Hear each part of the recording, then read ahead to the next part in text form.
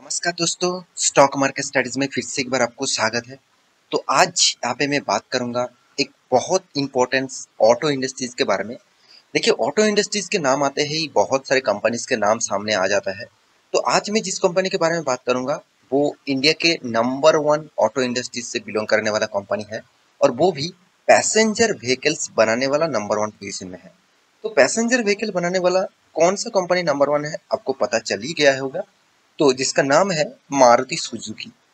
तो आज मैं बात करूंगा मारुति सुजुकी के बारे में, क्योंकि इस कंपनी ने बहुत दिनों के बाद अराउंड में 7 से 8 मंथ में दिख रहा हो, कंपनी बहुत दिनों के बाद एक अच्छी तरीके से एक रिपोर्ट पब्लिश किया। और उस रिपोर्ट से देखा जा रहा है कि कंपनी का ग्रोथ अभी फिर से चल पड़ा है, मतलब फिर से रिकवरी होने का कोशिश कर रहा है, क्योंकि बहुत दिनों तक इस कंपनी का जो जो सेल्स का रिपोर्ट था वो बहुत बहुत तेजी से गिरते चले गए, और एक मतलब उतना ज्यादा ग्रोथ देखने को नहीं मिला था। तो इसीलिए साइड बेसिस पैटर्न में बहुत दिनों तक चल रहा था। मैं आज टेक्निकल चार्ट पैटर्न के बारे में भी दिखाऊंगा और इस कंपनी के डिटेल्स भी दिखाऊंगा, तो वीडियो को लास्ट तक देखिएगा। और हाँ, अभी तक आपने इस चैनल को सब्सक्राइब नहीं किया तो देर किस बात की, जाके अभी सब्सक्राइब कर लीजिए, क्योंकि बहुत सारे इन्फॉर्मेशन आपको इस चैनल के माध्यम से मिलता रहेंगे। तो आप स्टॉक मार्केट के साथ जुड़े रहना चाहते हैं तो इस चैनल आपके लिए बेस्ट होगा। और हाँ, ये टोटल वीडियो आपको एजुकेशन पर्पस में आपको मैं बताऊंगा। तो आप इन्वेस्ट कर रहे हैं तो जरूर खुद के रिस्क के हिसाब से इन्वेस्ट करिए। तो चलो देख लेते हैं आज के स्टॉक के बारे में। तो सबसे पहले मैं कंपनी के एक बार चार्ट पैटर्न के ऊपर जाना चाहूंगा। सबसे पहले तो देखिए, चार्ट पैटर्न क्या बता रहा है। आप ओवरऑल मैं चार्ट पैटर्न आपको थोड़ा सा छोटा कर दूं तो आपको जो चीज दिखेगा, आपको देखने को मिलेगा 2000। आप थोड़ा सा मैं पीछे चला जाता हूँ तो आप देखेंगे तो 2009 में इस कंपनी का प्राइस था अराउंड अराउंड 500 के आसपास। तो मैं एक बार चलो चेकआउट कर लेता हूँ। तो ये एक्चुअली एडजस्टमेंट प्राइस है, क्योंकि देखिए देखा जाए तो 500 के आसपास कंपनी का प्राइस रेंज था।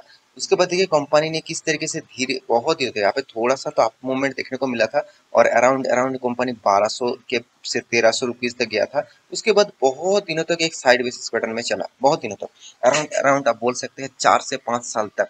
तो उसके बाद देखिए फिर से एक नया रैली। तो देखिए स्टॉक मार्केट में एक चीज आज मैं आपको बता रहा हूँ। देखिए बहुत सारे लोगों को क्या होता है, वो आज निवेश करके उसको उसको लगता है कि चलो इस तरीके से रैली पिछले बार भी हुआ था तो इस बार भी मैं निवेश कर देता हूँ, मेरे भी यहाँ पर रैली दिखेगा और मुझे अराउंड 800 का शेयर यहाँ पे 4000 तक गया था, मतलब मेरा फंड तो 2 गुना से भी ज्यादा हो गया, तो मैं तो प्रॉफिट हो जाएगा, मैं निकल जाऊंगा। तो ऐसे बिल्कुल सोच के मत मार्केट में आना, क्योंकि आप इस तरीके से नजरिया रखेंगे तो आप अच्छे पैसे, मतलब अच्छे पैसे तो बना पाएंगे, मतलब सबसे बड़ा पैसा नहीं बना पाएंगे। आपका टारगेट है अराउंड 5 गुना, 6 गुना, 10 गुना। तो इस तरीके से टारगेट लेकर आप मार्केट में आए हैं, तभी आप अच्छी तरीके से गेनर बन पाएंगे। तो उसके लिए आपको बहुत पेशेंस की जरूरत होगा, और बहुत लॉन्ग टर्म पीरियड के लिए आपको होल्ड करना पड़ेगा। शायद वो 10-20 साल तक भी आपको वेट करना पड़े, तभी शायद आपको मिले। तो देखिए कंपनी उसके बाद देखिए फिर से एक नया मोमेंटम देखने को मिला। यहाँ पे जो रैली था वो रैली कंटिन्यू हुआ, अराउंड 9600 तक कंपनी का प्राइस रेंज किया था। इसके बाद कंपनी का मंदी आया, मतलब सिर्फ सिर्फ इस कंपनी के ऊपर नहीं, ऑटो इंडस्ट्रीज के ऊपर मंदी आया। इसके पीछे कारण आप सभी जानते हैं। इश्यूज जो है वो सेमीकंडक्टर के कारण स्टॉक में गिरावट हुआ। उसके बाद फिर से थोड़ा सा रिकवरी करने की कोशिश कंपनी किए थे। उसके बाद आ गया लॉकडाउन, मतलब कोविड का सिचुएशन, और पे कंपनी पूरा के पूरा क्रैश हो गया। सिर्फ यही कंपनी नहीं, हर इंडस्ट्रीज क्रैश हुआ। यहाँ पे अराउंड अराउंड कंपनी का प्राइस 4000 तक आ चुके थे। तो 4000 से फिर से कंपनी रिकवरी किया और 8000 चला गया, मतलब यहाँ पे आपका फंड डबल कर दिया।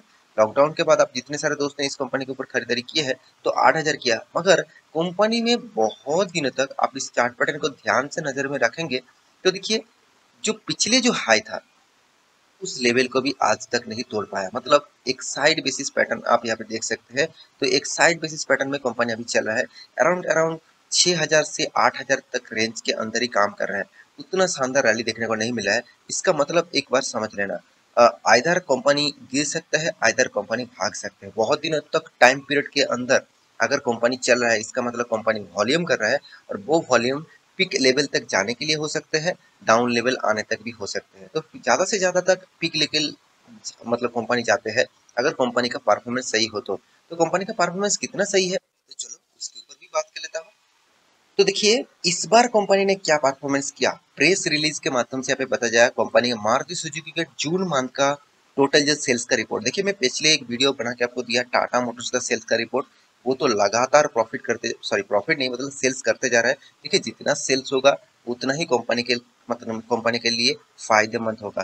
देखिए मारुति एक ऐसा कंपनी है जो इंडिया का लीडर कंपनी है, और आप ज्यादातर मार्केट में देखेंगे तो मारुति की ही कार आपको मिलेगा। हाँ, अभी बहुत सारे बाहर की कंट्री के गाड़ियां यहाँ पे इंडिया में आ चुके हैं, और जो लोग हमेशा यहाँ पे स्टाइलिश गाड़ियाँ चाहते हैं, साथ ही साथ मतलब एक नया लुक्स की गाड़ी चाहते हैं, नया हाई प्राइस का ब्रांडेड का कार यहाँ पे चाहते हैं, तो इसलिए थोड़ा सा बिजनेस थोड़ा सा मतलब धीमी पड़ गया है मारुति सुजुकी का। फिर भी देखिए सबसे सस्ते में अगर गाड़ी आपको खरीदना है तो मारुति सुजुकी ही आपको देते हैं। तो किस बेसिस से देते हैं तो वो अलग बात है। मगर यहाँ पे कंपनी का सेल्स का जो रिपोर्ट है, वो यहाँ पे इस बार कंपनी का सेल्स रिपोर्ट अच्छा दिखा, क्योंकि मैं हर मंथ की सेल्स रिपोर्ट आपको दिखाता रहता हूँ। अराउंड अराउंड मतलब 6 से 7 मंथ का सेल्स रिपोर्ट में हर साल के अंत आपको दिखाया हूँ। तो मेरे हिसाब से मैं खुद देख के आपको जो बताया हूँ, वो अराउंड देखा जाए तो हर साल में कंपनी का हर मंथ में कंपनी का सेल्स ग्रोथ उतना खास नहीं दिखा, मगर इस बार कंपनी का सेल्स ग्रोथ बहुत अच्छी तरीके से दिखने को मिला। तो अब देख सकते हैं जून का क्वार्टर मतलब इस बार और पिछले बार, तो यहाँ पे टोटल देखिए जितने सारे मिनी और कॉम्पैक्ट जितने सारे सेगमेंट है उसमें से देखा जाए तो 86,200 यूनिट बेचा गया था। इस बार देखिए 92,188 ग्रोथ हुआ, मतलब यहाँ पे ग्रोथ देखिए दिखा, मतलब यहाँ पे कंपनी का सेल्स ग्रोथ हुआ। उसके बाद देखिए जितने सारे पैसेंजर कार्स हैं, जैसे यहाँ पे देख सकते हैं मतलब मीडियम साइज के जितने सारे कार्स है, उसमें देखा जाए तो कंपनी का सेल्स ग्रोथ यहाँ पे भी बढ़ा। जैसे पिछले बार कितना था 86,890, और इस बार हुआ 93,695।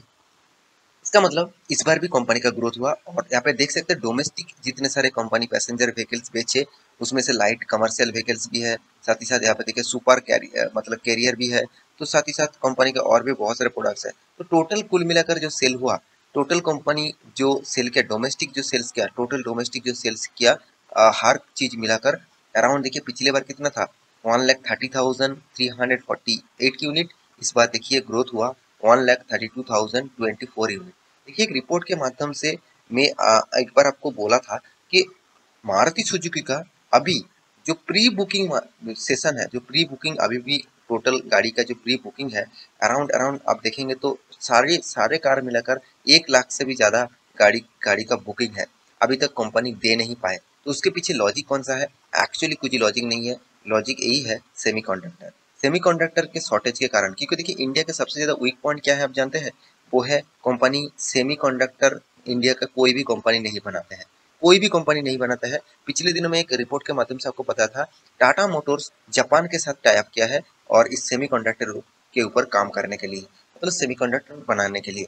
तो मेरे हिसाब से अगर सेमीकंडक्टर बन जाते हैं तो ऑब्वियसली इंडिया के लिए जो कंपनी पहले बनाएगा तो उसी को ग्रोथ मिलेगा। तो इसलिए सेमीकंडक्टर बाहर की कंट्री से हमको खरीदना पड़ता है, तो इसका कॉस्टिंग भी ज़्यादा आ जाता है, साथ ही साथ कंपनी प्रोडक्शन का सप्लाई भी उतना नहीं होता है, इसलिए बहुत सारी दिक्कत हो जाता है। तो यहाँ पर टोटल सेल्स जो एक्सपोर्ट की हिसाब से एक्सपोर्ट कंपनी ने सेल्स किया, बहुत तगड़ा सेल्स किया। टोटल सेल्स जो कंपनी ने एक्सपोर्ट किया अराउंड अराउंड आप देख सकते हैं 23,833, जो पिछले बार कितना था 17,020। यहाँ पे मुझे एक्सपोर्ट में बहुत शानदार ग्रोथ दिखा। और साथ ही साथ आप देखेंगे total sales domestic and commercial जितने सारे सॉरी डोमेस्टिक एंड मतलब एक्सपोर्ट, इस दोनों को लेवल को एक साथ जोड़कर देखा जाए तो पिछले बार 1,47,368 यूनिट बेचा गया था। यहाँ पे मैं यूनिट के बारे में बात करूँ, कोई करोड़ों का बात नहीं करूँ कि इतना प्रॉफिट हो इतना लॉस हो, ऐसे बिल्कुल नहीं। कितना प्रॉफिट हो कितना लॉस हो उसको मैं क्वार्टर 1 का जो रिजल्ट आएंगे वहां पे मैं डिस्कस करूंगा। यहाँ पे देख सकते हैं कंपनी का जो सेल्स का ग्रोथ हुआ कितना 1,55,857। इसका मतलब यहाँ पे अच्छी तरीके से एक ग्रोथ देखने को मिला। तो इसी के कारण मुझे मारुति के इस बार अच्छी तरीके से परफॉर्मेंस देखने को मिला। तो कुछ दिनों में आप देखेंगे तो मारुति के जो तेजी थोड़ा सा देखने को मिला है, यहाँ पे देखिए थोड़ा सा जो तेजी का मूवमेंट देखने को मिला है, उसके पीछे लॉजिक यही था कि कंपनी का सेल्स ग्रोथ अंदर से अच्छी तरीके से हो रहा था। तो ये लोग देखिए हम लोग बाहर की न्यूज के माध्यम से सारे डेटा कलेक्ट करते हैं, मगर जितने सारे कंपनी के अंदर प्रमोटर है, जितने सारे बहुत सारे इनसाइडर ट्रेडर है, जो जो इस तरीके से ट्रेडिंग को मतलब इस तरीके से कंपनी को ट्रैक करके उसके ऊपर पहले से एक अंदाजा लगा लेता है और वो उस कंपनी के ऊपर निवेश करके अच्छे तरीके से पैसा कमाता है। तो मेरे हिसाब से कंपनी का रिपोर्ट कार्ड के हिसाब से कंपनी परफॉर्मेंस जबरदस्त कर रहा है। फिर भी आप कंपनी के कुछ डेटा आपको दिखाऊंगा, सिर्फ 2 ही डेटा आपको दिखाऊंगा। जो डेटा सबसे पसंद आपको लगेगा वो है कंपनी का कर्जा। इस कंपनी की सबसे बड़ी बात और स्टेबलिस्ट बात क्या है आप जानते हैं? कंपनी का कोई भी लॉन्ग टर्म के लिए कर्जा नहीं है, जीरो डेब्ट है, जीरो डेब्ट कंपनी है। और साथ ही साथ कंपनी का रिजर्व आप देखेंगे तो हर साल में कंपनी का रिजर्व ग्रोथ हो रहा है। ये टाटा मोटर्स जैसे कंपनी में आपको आपको मैं दिखा चुका हूँ इस तरीके से रिजर्व और कर्जा बहुत ज्यादा है, मगर मारुति में कोई भी कर्जा नहीं है। हाँ, शॉर्ट टर्म में देखिए छोटा मोटा कर्जा 300 करोड़ का कर्जा, जो कंपनी करीबन करीबन आप देखेंगे तो 2 लाख अराउंड अराउंड 50,000 करोड़ तक कंपनी का मार्केट कैप है। उस कंपनी में इतना छोटा कर्जा, तो इसको तो आप कंसीडर को आपको करना ही चाहिए। तो ओवरऑल बात करूँ, कंपनी का रेवेन्यूज भी शानदार दिखेगा, कंपनी का नेट प्रॉफिट भी शानदार दिखेगा। फिर भी आप देखिए कंटिन्यूअसली नेट प्रॉफिट क्यों कम हो रहा है, क्योंकि 2 कारण मैं पहले बता चुका हूँ, सेमीकंडक्टर के इश्यूज और बहुत से सारे मतलब अभी भी डिमांड है, मगर मारुति ने अभी तक उतना सप्लाई नहीं कर पाए। तो ये एक पॉइंट्स है। तो मैं जरूर कहूँगा मारुति जैसे कंपनी आपके पास है तो आपको चिंता करने का जरूरत नहीं। इस टाइप कंपनी आपको अच्छी तरीके से रिटर्न भी देगा, अच्छी तरीके से फ्यूचर में ग्रोथ भी देगा। हाँ, शायद इस टाइम आपको शायद उतना खास परफॉर्मेंस नहीं दिया, फिर भी आप लॉन्ग टर्म पीरियड में देखेंगे तो कंपनी आपको देखिए 21% तक 10 साल में रिटर्न दिया। अब 10 साल तक पीरियड को होल्ड कर सकते हैं तो आपको 15% रिटर्न कंपनी दे ही देंगे। तो फिर भी देखिए इस कंपनी के ऊपर एक बार स्टडी करना, उसके बाद निवेश करना। तो आशा करता हूँ सारी जानकारी आपको मिल चुका है। मेरी इस वीडियो कैसे लगा जरूर कमेंट करना। और हाँ, टेलीग्राम के चैनल ज्वाइन नहीं किया तो नीचे लिंक दिया गया है, जाकर जरूर ज्वाइन कर सकते हैं। और सारे वीडियो देखने के लिए बहुत बहुत धन्यवाद। मिलते हैं नेक्स्ट स्टॉक लेके, तब तक के लिए अच्छे से रहिए, अपना ख्याल रखिए। Bye bye.